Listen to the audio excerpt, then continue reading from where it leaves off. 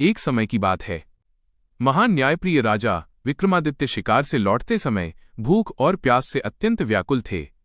जब वे अपने महल पहुंचे तो उन्होंने देखा कि आंगन में गंदगी फैली हुई है।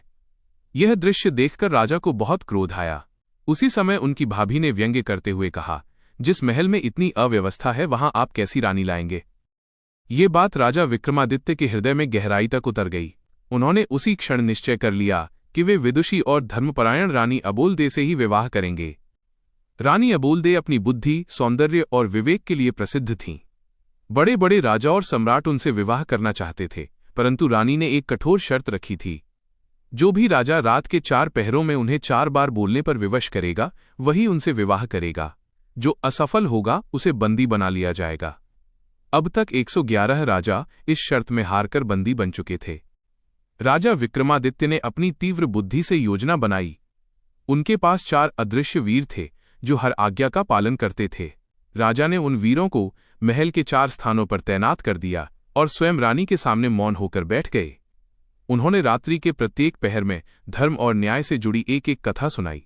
पहली कथा में उन्होंने मित्रता, बलिदान और पुनर्जीवन से जुड़ा प्रश्न रखा कि यदि सिर और शरीर बदल जाएं तो स्त्री किसकी पत्नी कहलाएगी। रानी ने धर्म के अनुसार उत्तर दिया और अनजाने में बोल पड़ी। दूसरी कथा त्याग और चरित्र की थी, जिसमें चोरों और राजकुमार के त्याग की तुलना की गई। रानी ने चोरों के त्याग को महान बताया। तीसरी कथा में स्त्री धर्म और पतिव्रता नारी की परीक्षा का वर्णन था। रानी अबोलदे ने स्पष्ट कहा कि जिसने अपने धर्म और पति की मर्यादा की रक्षा की वही सबसे महान है। हर बार सत्य बोलते हुए रानी अपनी शर्त भूलती चली गईं। चौथी और अंतिम कथा 4 कारीगरों की थी, बढ़ई, दर्जी, सुनार और ब्राह्मण। चारों ने मिलकर एक सुंदर स्त्री का निर्माण किया। प्रश्न उठा कि उसका वास्तविक पति कौन होगा। राजा ने कहा कि जिसने उसमें प्राण डाले वही उसका स्वामी है। यह सुनकर रानी धर्म के अनुसार बोल उठी कि प्राण देने वाला पिता समान होता है और वस्त्र पहनाने वाला ही पति होता है। इस प्रकार रानी चौथी बार बोल पड़ी।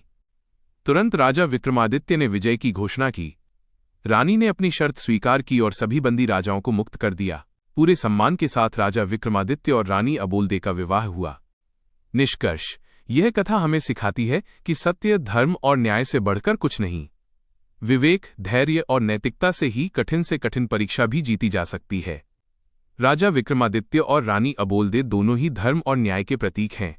ऐसी ही रोचक और प्रेरणादायक कहानियों के लिए हमारे चैनल को सब्सक्राइब करें, हमें फॉलो करना न भूलें और कमेंट में ज़रूर बताएं कि आपको कहानी से क्या सीख मिली।